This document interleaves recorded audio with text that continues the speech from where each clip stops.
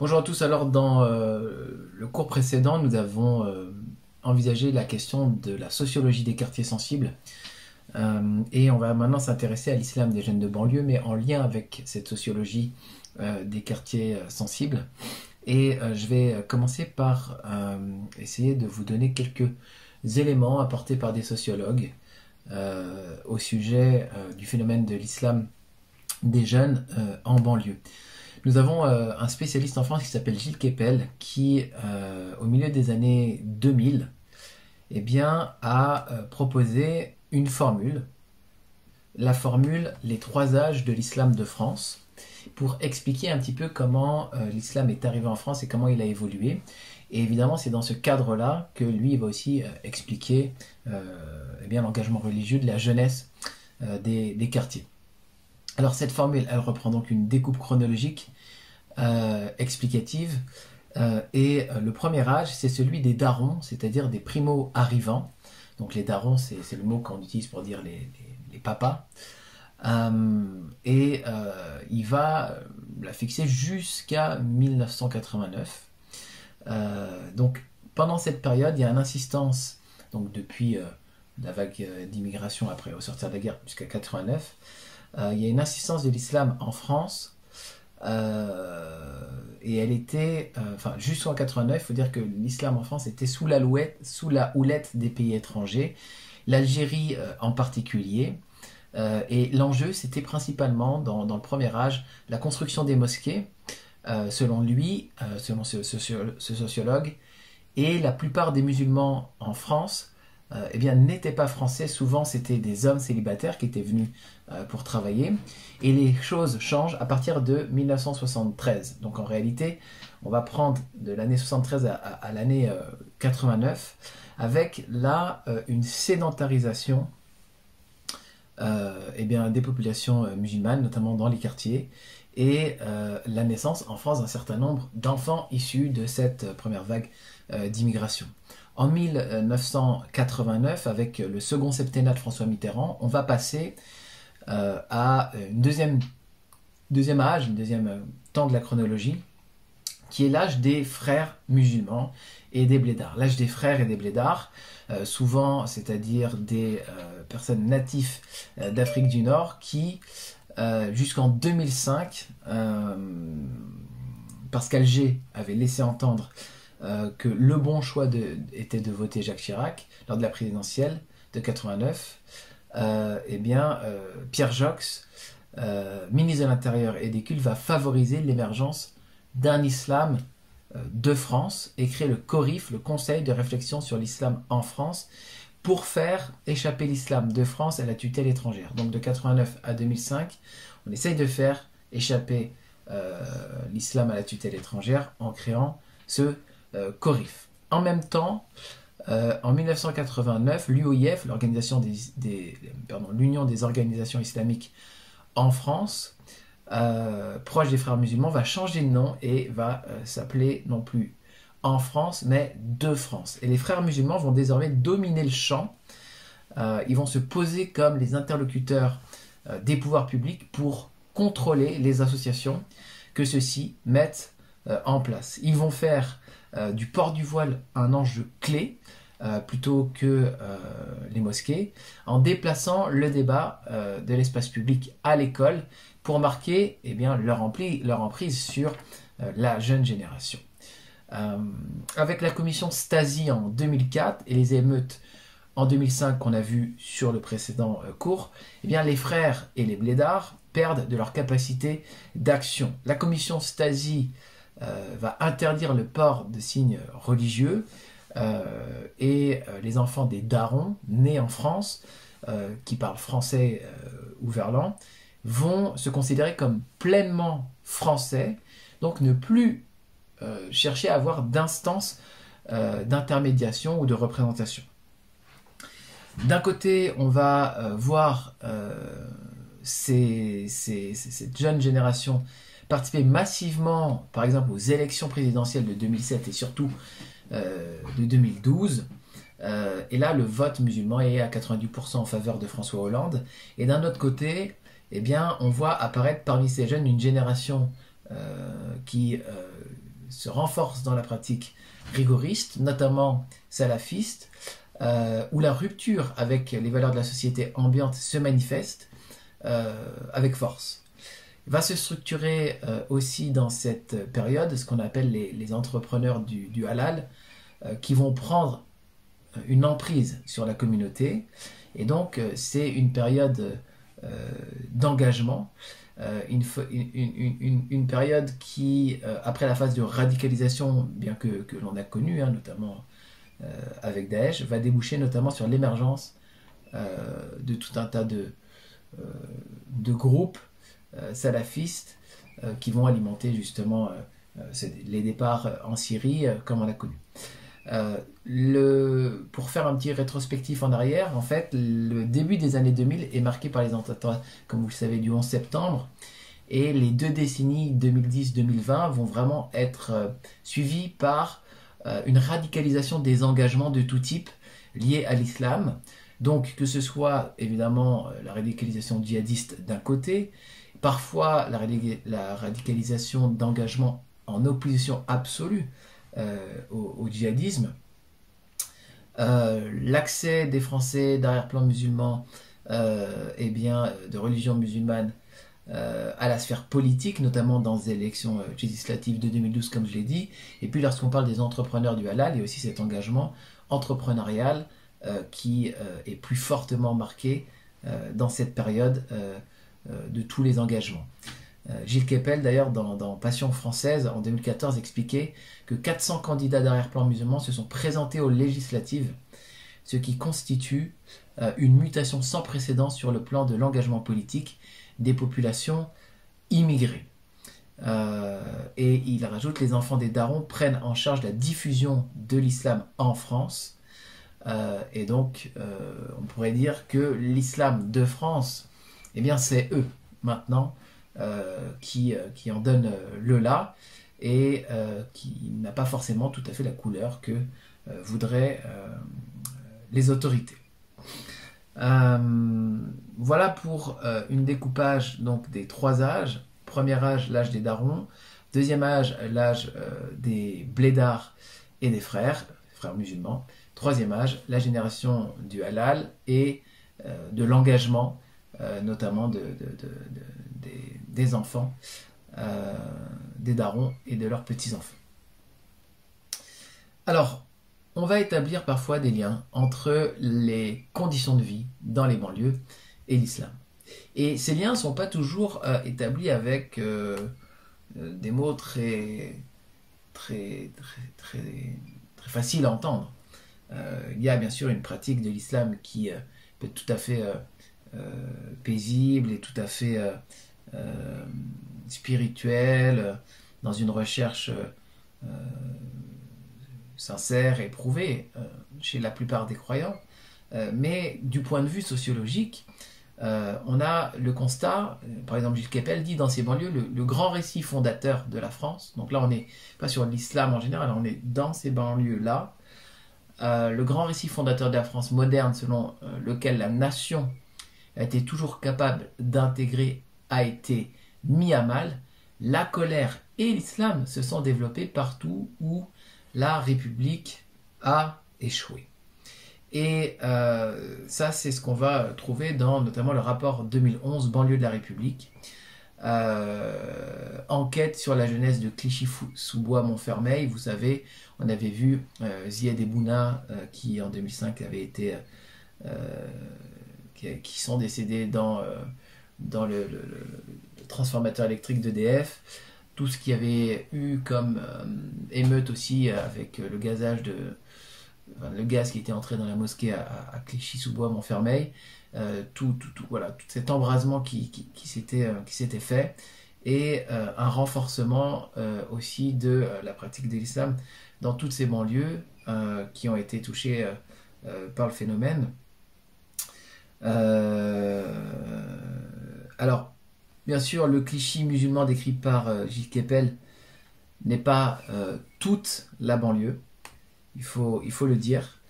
Des enquêtes nuancent le radicalisme de cette islamisation. La grande majorité des jeunes espèrent dans ces banlieues réussir en France, il faut le dire, s'inscrivent sur les listes électorales, surfent sur Internet, baignent dans la culture mondialisée, développent des sous-cultures originales et des personnalités étoffées, à rebours de leurs parents marqués par la double absence donc de l'immigré, bien décrite par le sociologue algérien Abdelmalek Sayad. Ils s'intègrent à notre société, mais sans se dissoudre. Beaucoup revendiquent leur religion, et on a une étude du Pew Center qui était faite en 2006 et qui remarquait que 72% des Français musulmans à l'époque ne ressentaient pas un conflit naturel entre le fait de pratiquer et le fait de vivre dans une société moderne. Pourquoi 2006? Parce que c'était un an après les émeutes de 2005 qui ont comme donné le ton d'alerte sur la difficulté dans ces banlieues et l'aggravement de la radicalisation religieuse dans ces banlieues. Voilà, cela a fait dire aux alarmistes que 28% voient peut-être une contradiction entre leur religion et les lois de la République. Ils ajoutent que ce sondage a déjà de nombreuses années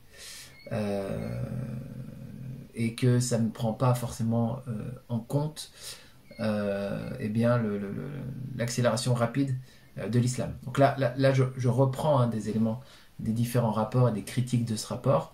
Ce n'est pas moi là mon avis personnel que je donne, mais différents avis, celui de Gilles Kepel et celui qui va un peu critiquer le rapport de Gilles Kepel. J'espère que vous aurez compris. Je ne fais que pour l'instant faire écho à différents discours.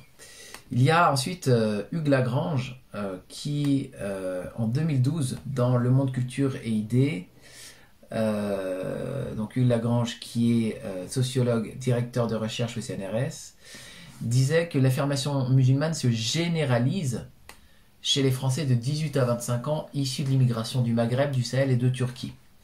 Donc les jeunes pratiquent de plus en plus. Ils respectent à 90% les prescriptions alimentaires et le ramadan. La présence régulière à la prière atteint 30% chez les 21-25 ans, alors qu'elle est inférieure à 20% pour les plus de 40 ans. Quant à l'importance accordée à l'éducation religieuse comme au mariage religieux, elle augmente chez les 21-25 ans, plus encore chez ceux nés ou arrivés jeunes en France. Il ajoute que la résurgence des pratiques cultuelles et la religiosité augmentent chez les immigrés venus en France avant l'âge de 16 ans et chez les Français descendants d'immigrés, mais pas chez les immigrés arrivés à l'âge adulte. Autrement dit, pour synthétiser tout ça, l'engagement religieux est fort chez les jeunes, en particulier chez les jeunes nés en France ou arrivés jeunes en France, plus fort que ceux qui sont arrivés tardivement en France ou qui ne sont pas nés en France et qui ont eu des enfants.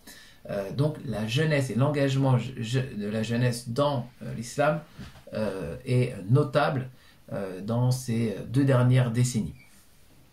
Les raisons que lui invoque, Hugues Lagrange, eh bien la première c'est la crise, les 2 raisons. La première c'est la crise. Il dit cette réalité confirme l'analyse classique selon laquelle il existe une corrélation entre inégalité, échec scolaire, chômage durable, ségrégation et l'importance accordée à la religion. Voir son avenir terrestre fermé renforce la croyance et le fait de pratiquer. La deuxième raison qu'il invoque, c'est le repli identitaire. Il dit ainsi le fait que le sentiment de relégation sociale soit très sensible chez les secondes générations les éloigne de la culture européenne, de ses modes de vie, de ses valeurs concernant les mœurs, la place des femmes et de son irreligiosité, de la culture européenne. Ainsi, les valeurs traditionnelles et familiales des pays d'origine en sont plus prégnantes et pérennes, et les jeunes ressentent une forte exigence d'affirmer leur identité, faute de la trouver à l'école ou au travail. Ils cherchent cette identité dans leur culture et dans l'islam. Donc, 2 points, la crise, le repli identitaire, parce qu'il y a effectivement une difficulté à trouver une identité affirmée, forte et valorisée dans, eh bien dans la société occidentale européenne et en particulier dans ces quartiers. Pour eux, voilà les deux raisons qu'il invoque. Franck Frégosi, lui, est aussi chercheur au CNRS, et en 2013, il faisait un certain point intéressant que j'ai voulu vous reprendre. Alors déjà en 2013, il y avait 4000 conversions par an, soit 10 par jour, selon le ministère de l'Intérieur, à l'islam. Donc là, on parlait vraiment des convertis. Hein. Et évidemment, ça ne prenait pas en compte tout le phénomène des conversions, puisque beaucoup de conversions ne sont pas enregistrées par le ministère de l'Intérieur. Et ce sociologue, Gilles Kepel, il dit qui est, si vous voulez, le profil de ces jeunes convertis, et il explique que ce sont des convertis de proximité, souvent jeunes. C'est pour ça que on reprend ce propos dans eh bien, cet enseignement dédié à la jeunesse et les banlieues par rapport au phénomène de l'islam. Donc des convertis de proximité souvent jeunes et de foi chrétienne. Et ça c'est important à souligner, qui découvrent l'islam au contact d'amis et de voisins de palier, de camarades de classe.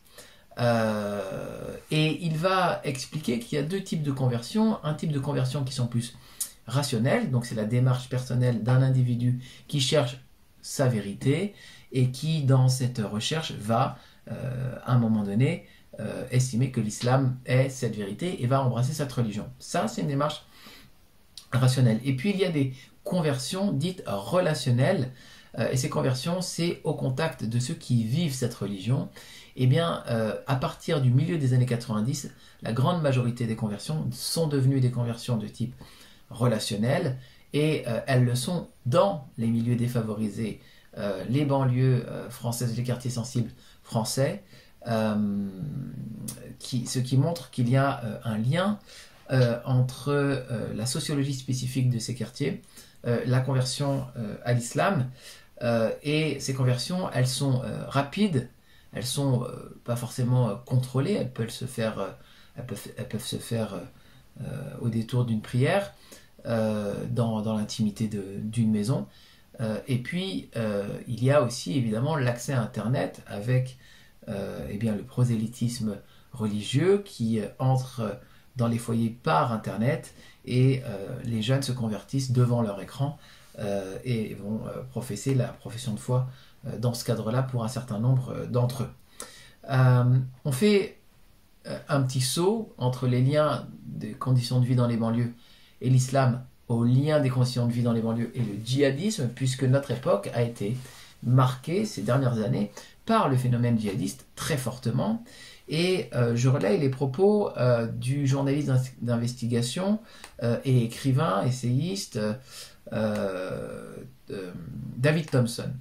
David Thompson, c'est un personnage intéressant. Il a pu interviewer de nombreuses personnes parties rejoindre le djihad avec l'État islamique ou avec des organisations issues d'Al-Qaïda.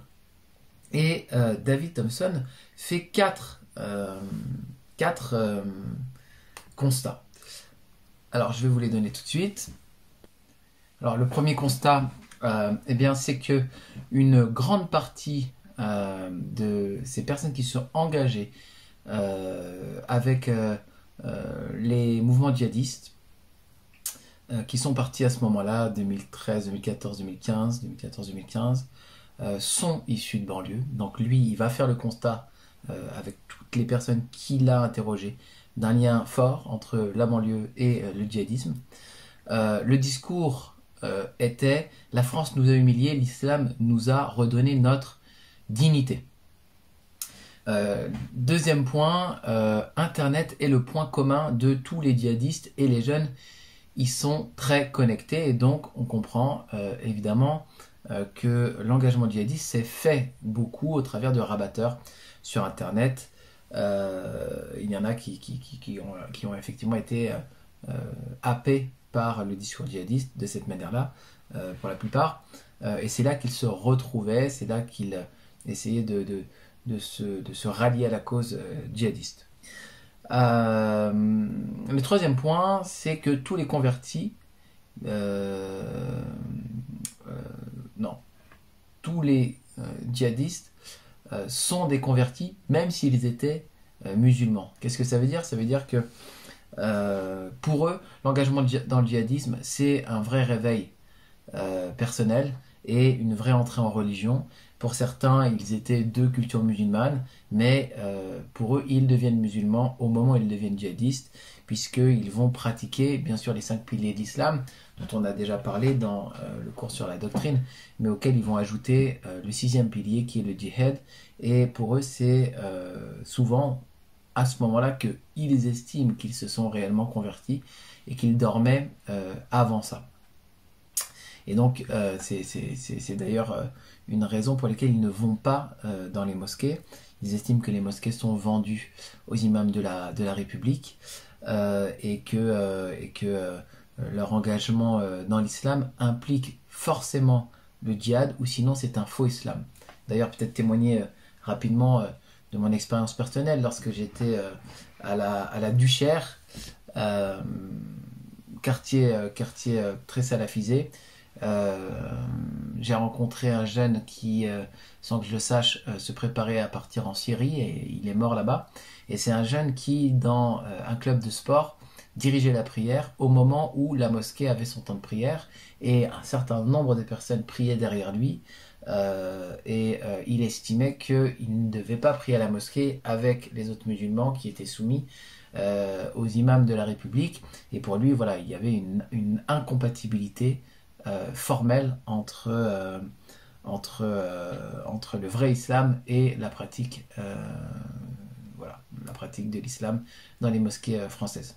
Le quatrième point, c'est que les djihadistes ne sont pas des déséquilibrés, mais qu'ils veulent tous le rétablissement du califat. Ils ont donc des objectifs politiques précis et aussi sauver des enfants syriens, euh, donc des objectifs éthiques, et ils veulent tous le statut de martyr parce qu'ils estiment que le djihad va leur apporter ce statut et donc l'entrée au paradis. Donc l'objectif qu'ils avaient était un objectif assez clair sur le plan religieux, sur le plan éthique et sur le plan politique. Voilà ce que nous dit David Thompson. Donc en plus de ces 4 points de David Thompson, il ajoute que on a parlé parfois de djihad du sexe et que ce djihad du sexe n'a jamais vraiment existé. Qu'est-ce qu'il veut dire par là? Il dit que ça n'a jamais existé autrement que dans les médias tunisiens ou les médias pro-Bachar al-Assad. Pour autant, de nombreuses femmes sont parties et continuent. Donc c'est à l'époque où il parlait de partir en Syrie, rejoindre les rangs de Jabhat al-Nusra, qui est une branche de Al-Qaïda. Hop, je reprends mes notes, excusez-moi. Et, euh, et, euh, ou à l'État islamique directement, qui est la branche dissidente. Il dit car l'une des particularités du djihad en Syrie était d'être familiale. Les femmes qui rejoignent les groupes djihadistes ne servent pas d'esclaves sexuels, elles partent exactement pour les mêmes raisons que les hommes. Elles aussi espèrent vivre l'instauration du califat tout en secourant des Syriens opprimés, et elles aussi veulent elles aussi voilà, elles veulent bénéficier des faveurs du martyr dans l'au-delà. Mais à la différence des hommes, elles ne peuvent se rendre en Syrie qu'à travers le mariage, soit en étant déjà mariées avec un aspirant moudjahid sur le point de partir au djihad, soit en obtenant à distance, souvent via les réseaux sociaux, une promesse de mariage d'un moudjahid qu'elles n'ont jamais vu, mais qui est déjà sur place. Et il ajoute finalement, une fois arrivées, elles apprennent à se servir d'une arme pour le cas où elles devraient se défendre, mais elles ne combattent pas. En Syrie, elles s'occupent de leur foyer et élèvent leurs enfants dans l'amour du djihad. Elles sont aussi très actives sur Internet. Elles incitent d'autres femmes à les rejoindre en Syrie. Et évidemment, la plupart de ces femmes-là eh bien, sont caractérisées à la fois par une appartenance à la banlieue et aussi par leur jeunesse, ce qui les rend en état de mariage en particulier. Et le spécialiste Farhad Khosrow-Khavar, lui, explique que Le djihadisme est une occasion de donner un contenu sacré à la haine de la société, qui autrement se serait traduit par les phénomènes de déviance et de délinquance. Je vous recommande sa vidéo qui s'appelle Les 2 types de djihadisme européen et qui montre qu'il y avait 2 grands types d'anthropologie à la base du djihadisme en Europe. Alors, quelle est la perception des Français concernant l'islam et les musulmans? C'est intéressant parce que déjà en 2014, à l'été 2014, il y avait un sondage qui avait été fait par Ipsos Mori, réalisé dans plusieurs pays, à la fois britanniques et en France, qui surestimait fortement le nombre de personnes de confession musulmane en France. Il y avait 100 personnes interrogées et en moyenne, ils répondaient 23%, alors que la bonne réponse était 8%. Et ça montre que le phénomène de l'islam est quelque chose de fortement présent dans les médias et qui a tendance à faire un effet loupe sur la réalité sociologique du phénomène. On a différents chiffres concernant l'islam. On va aller entre 7 et 10 millions en fonction de qui fait les sondages, mais les sondages officiels sont interdits. Les sondages de ce type sont interdits.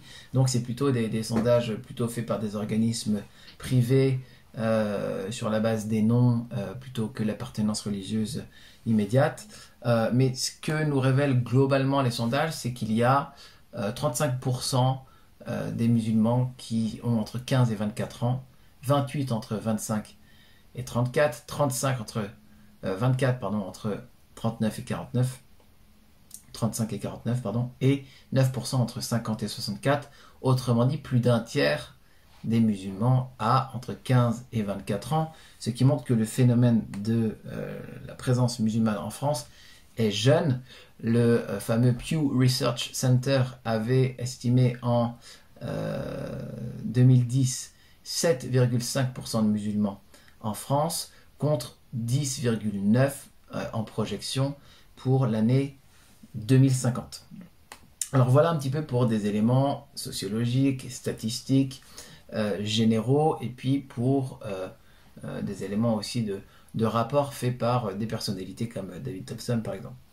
Pour ma part, j'ai été très impliqué dans les quartiers sensibles et j'ai aussi un regard personnel sur la chose.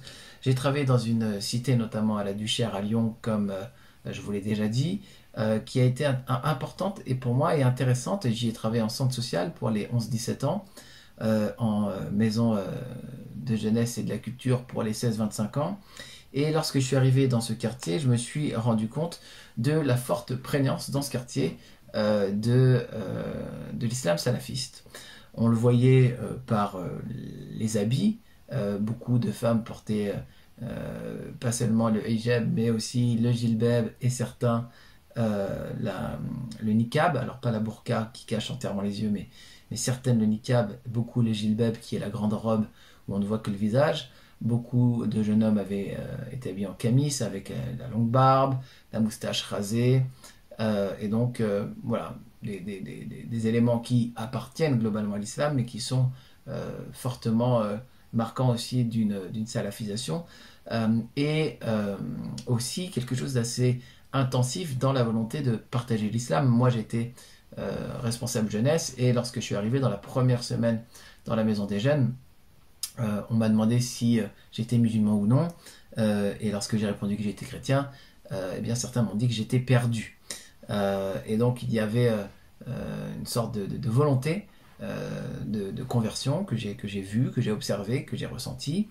Petit anecdote aussi, le professeur de musculation de 7e lycée m'avait expliqué, alors moi j'étais pas là ce jour-là, c'était avant que j'arrive, que un CD avait été mis dans la salle de muscu pendant que tout le monde faisait la musculation. Eh bien un jeune avait mis un CD en arabe qui était en fait un CD d'appel au djihad, et plusieurs membres musulmans adhérents à la musculation étaient allés voir le professeur de musculation en lui disant il faudrait arrêter ce CD parce que c'est un CD d'appel au djihad.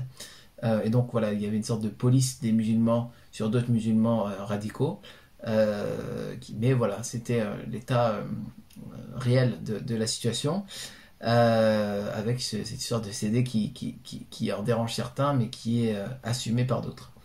Malgré tout, dans ce quartier, qui était le quartier de la Duchère, il y avait un dialogue interreligieux qui perdurait fortement, avec différentes instances, la synagogue, le foyer protestant, les églises catholiques et la mosquée, avec notamment un groupe centralisé au foyer protestant qui s'appelle le groupe Abraham, mais qui ne faisait en réalité intervenir que très peu de musulmans, quelques-uns, mais surtout des musulmans plutôt pas d'obédience salafiste. Si vous étiez présent avec moi à l'époque et que vous aviez regardé les différents articles de journaux, et ben vous auriez trouvé des articles de journaux qui parlent de tourner la page du salafisme, avec l'ouverture de la nouvelle mosquée qui s'est fait lorsque j'étais encore en poste là-bas. Et je me suis amusé à taper le mot Duchère et religion sur internet, et j'ai trouvé sur Libération synagogue de la Duchère incendiée, interpellation.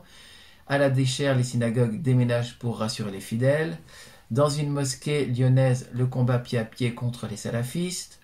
Dans un autre, en France, lutte contre l'islamophobie souffre d'un manque de légitimité. Lyon-la-Duchère, une mosquée pour tourner la page du salafisme.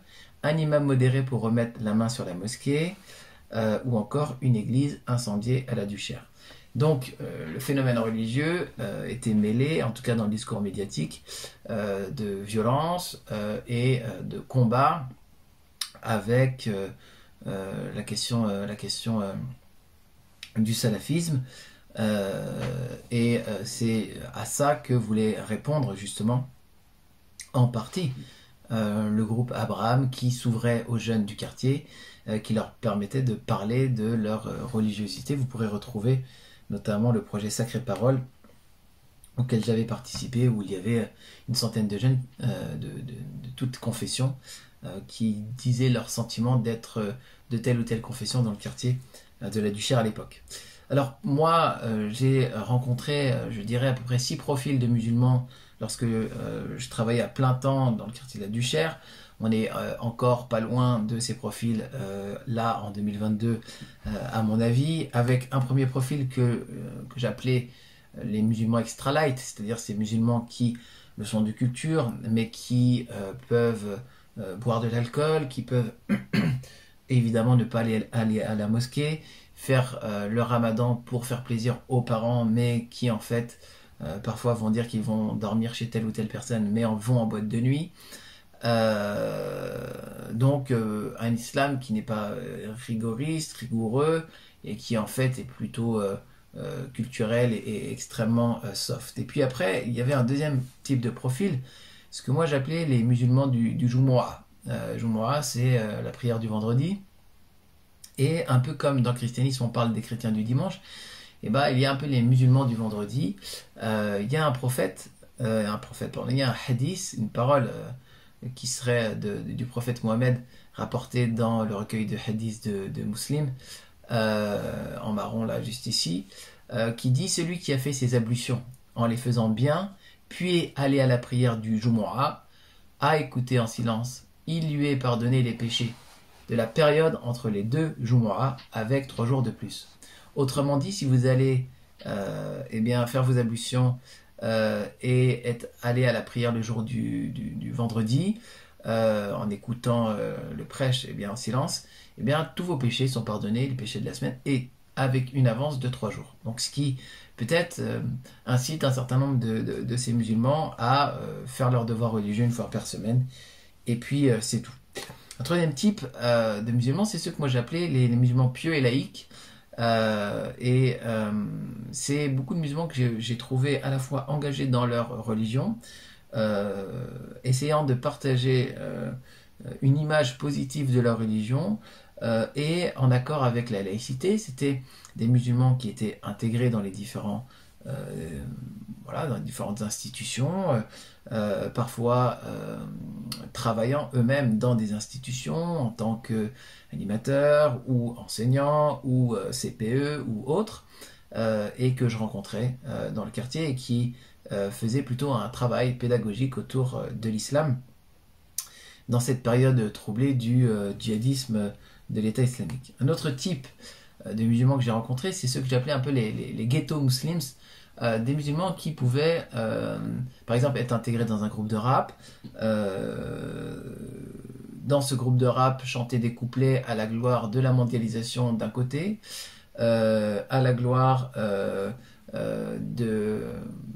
avec des apologies de la violence, de la drogue, et puis comment dire, d'un rapport aux femmes extrêmement impudique. Voilà, ce type de paroles qu'on retrouve dans le rap hardcore. Et en même temps, sortir des couplets qui sont des couplets qui vont intégrer des références à la foi musulmane, avec une affirmation forte de cette identité musulmane. Ce qui semblait un petit peu schizophrène dans l'approche, à mon sens. Un autre type, c'est évidemment les salafistes quiétistes, c'est-à-dire des convertis à un islam rigoriste qui prend vraiment ses distances avec les institutions, en particulier les institutions d'éducation populaire dont je faisais partie. J'en rencontrais certains qui venaient à la musculation pour faire leur sport personnel et qui rentraient par la porte de la musculation qui était en bas, sans passer par la grande entrée, sans se mêler à la foule des enfants, des mamans, même si parfois ils le faisaient, mais qui traçaient leur route et qui simplement venaient sur le lieu pour prendre leur activité et repartaient, qui ne serraient pas la main des femmes, qui ne voulaient pas participer aux événements collectifs, culturels ou de loisirs de la maison des jeunes. Et puis, sixième profil que j'ai rencontré, c'est évidemment le profil des salafistes djihadistes. Je vous en ai parlé avec mon exemple de ce sportif qui préparait le djihad. Il m'est arrivé plus d'une fois d'avoir des discussions avec des personnes qui me montraient clairement leur sensibilité et leur approbation à la politique de l'État islamique, ce qui faisait un peu froid dans le dos, je ne vous le cache pas. Et puis, c'est très intéressant parce que lorsqu'on s'intéresse au phénomène de l'islam en France, il faut savoir qu'il y a eu une réislamisation, donc dans les années 80-90, par un mouvement qui est le mouvement du Tablir, les Tabliris, qui était un mouvement de prédication très important en fait dans les années 80-90, qui ont amené pas mal de gens à se retourner vers l'islam. Ils faisaient ce qu'on appelle des khoulouj, des sorties de prédication. Et finalement, moi je les ai pas vus à la Duchère dans les années 2013 à 2016. Et on peut se demander, mais où est passé le Tablir? Où est passé ce grand mouvement de prédication qui avait réislamisé les banlieues dans les années 90? Eh bien, à mon avis, ils ont été largement supplantés par le salafisme, et notamment le salafisme d'Internet. Notamment à l'époque, on avait Abou Anas ou Rachid El-Jay qui étaient fortement écoutés et qui prenaient un islam salafiste. D'ailleurs, ils ont plutôt migré vers un islam avec une école traditionnelle malikite, je crois, depuis, mais il y avait une envie forte de prêcher un islam salafiste à cette époque. On se rappelle notamment Abou Deifa, c'est-à-dire Abou El-Jay, l'imam de la mosquée de Brest, qui, à l'époque, il a changé son discours depuis, avait expliqué à un parterre d'enfants que celui qui faisait de la musique faisait quelque chose de très grave et pouvait être transformé en singe et en porc. Ça avait marqué l'actualité. À cette époque aussi, il y a un autre discours dans les médias, c'est par exemple le discours de Mohamed Bajrafil. Mohamed Bajrafil qui, lui, répond aux salafistes et critique le salafisme en disant, donc ce qu'on appelle la salafia, en disant qu'il y a comme 1, 2, 3 savants qui sont mis en avant au pinacle par cette jeunesse des banlieues, qui ont lu 1, 2, 3 petits polycopiés de livres, et qui se prennent pour des savants. Et lui, il avait un petit peu ce contre-discours en disant, mais non seulement ces savants, on les connaît, on les a lus, mais on a lu ceux qui pensent que ces savants sont sortis de l'islam et sont kafirs, c'est-à-dire, oui, oui, sortis de l'islam par leur position, ceux qui étaient leurs élèves, ceux qui étaient leurs maîtres, un petit peu pour dire, aujourd'hui, on n'arrête pas de nous dire nos savants salafis ont dit, nos savants salafis ont dit, mais ces savants salafis ne sont pas toute la science dans l'islam, ne sont pas toute la vérité de l'islam. Il y a différentes écoles traditionnelles, il y a différents sons de cloche dans l'islam, et c'était intéressant de rencontrer des jeunes qui ne connaissaient pas ce discours et qui, parfois en discutant même avec moi, découvraient un contre-discours fait par des savants musulmans comme Mohamed Bajrafil. Et donc il y avait de la dissonance cognitive forte à l'époque. Quand j'y étais aussi, en juillet 2014, Daesh est au premier plan médiatique. Il a envahi l'Irak, une partie enfin, de la Syrie et de l'Irak. Dans le quartier, on entend des nouveaux discours qui sont fortement orientés vers la fin des temps, vers la venue eschatologique du Mahdi, de ce dernier calife bien guidé qui peut-être est en train d'émerger en Irak et en Syrie, au Cham, c'est-à-dire dans cette terre où on attend le grand calife final. Et beaucoup de jeunes, en fait, étaient tentés de se poser sincèrement la question si c'était la fin des temps de l'islam qui était en train d'advenir. En plus de ça, la culture jeune, à cette époque, va populariser la figure du koufar, du mécréant, c'est-à-dire du non-musulman, et de ce pays qui est un pays de koufar, un pays de non-musulmans. Et ça, dans la culture extrêmement connue et populaire. On peut citer par exemple la section d'assaut avec Maître Gims et Black M dans des chansons très connues. Lorsque Black M dit quand je vois tout ce que ce pays de koufar vous a fait, il parle à ses parents dans la chanson. Voilà, il dit qu'il regrette de faire de la musique et qu'il est dans un pays de koufar qui a fait du mal à ses parents. Et donc ça, dans un des plus gros tubes de l'époque. Et donc c'est un pays de mécréants, c'est un pays qui fait du mal aux musulmans, c'est un pays dans lequel j'ai été pris dans la spirale diabolique de la musique, alors que je sais très bien en tant que musulman que la musique est proscrite et que c'est un péché. On a ça aussi chez le rappeur Rof, que je connais bien parce que j'ai beaucoup écouté et apprécié sa musique dans ma jeunesse. Quand il dit Starfullah, qu'est-ce que je fous là? Je suis supposé être barbu, marié, femme avec foulard, pays de koufar, j'en ai le cafard. J'ai le cœur d'Aladin et les vices de Jafar. C'est intéressant comme phrasé. Il y a donc ce pays de koufar.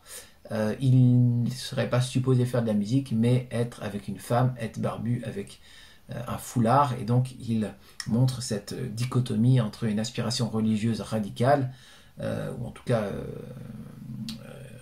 voilà, rigoureuse, et le monde dans lequel il est, qui est le monde du rap.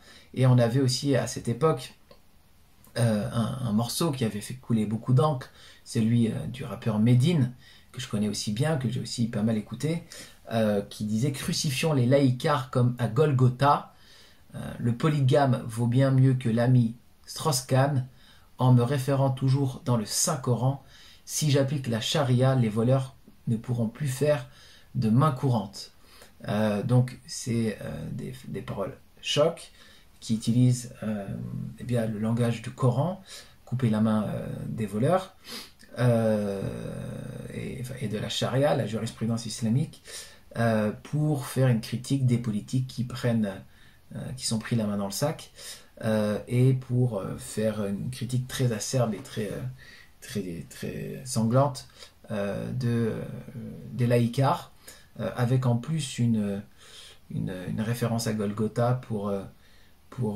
voilà, provoquer différents sentiments, je dirais. À cette époque-là, dans le quartier, l'islam est vu et est diffusé dans l'idéologie comme un rempart au sionisme et à l'idéologie libertaire. deux grandes idéologies qui gangrènent la société française et les médias pour les tenants de cette prédication là de l'islam, et qui va faire congruence, comme le dit Gilles Kepel, avec la question du complotisme, puisque évidemment beaucoup s'engagent, notamment en Syrie, parce qu'il y a un complot mondial et universel contre Allah et contre le peuple d'Allah qui est le vrai peuple dans la vérité. Et dans un pays comme la France, eh bien, on empêche les musulmans d'être musulmans, on empêche à Dieu d'être honoré et loué comme il se doit, et donc tout le discours complotiste enfin, ce qu'on appelle complotisme, hein, c'est l'idée d'une universalisation des aspirations diaboliques au travers des institutions politiques et financières. Et en tant que chrétien, on s'intéresse à cette question aussi, et au règne de l'Antéchrist, bien sûr, mais en tout cas, il y avait une version islamique de ça qui faisait congruence vraiment avec tout un tas d'autres éléments de ce qu'on appelle parfois la nébuleuse complotiste. Les personnes qui sont... donc à l'époque, c'était les thèses relayées par Alain Soral notamment, qui étaient pas mal reprises, un petit peu médiatisées par l'humoriste Dieudonné.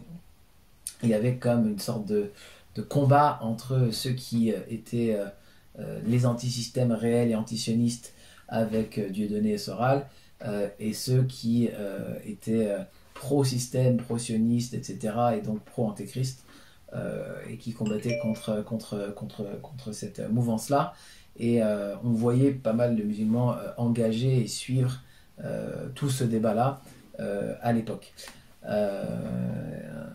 Notre personnalité qui était suivie et qui l'est beaucoup moins maintenant, c'était Tariq Ramadan. Et dans mes échanges avec les musulmans, il invoquait souvent la figure de Tariq Ramadan.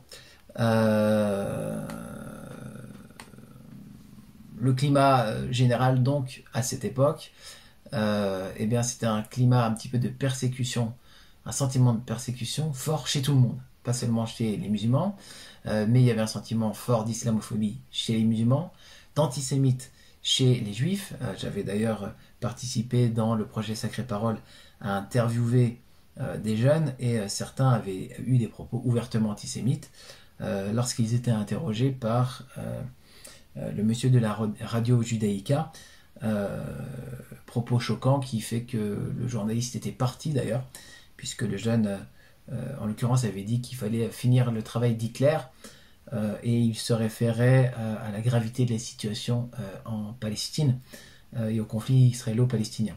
Donc il y a une résonance forte dans les quartiers avec le conflit israélo-palestinien et un antisémitisme réel dans ces quartiers, avec par exemple des tags Vive Hitler qui existaient dans ce quartier, que j'ai vu de mes yeux, et qui étaient pas du tout la pensée générale des musulmans sur le quartier, mais d'une partie de fait.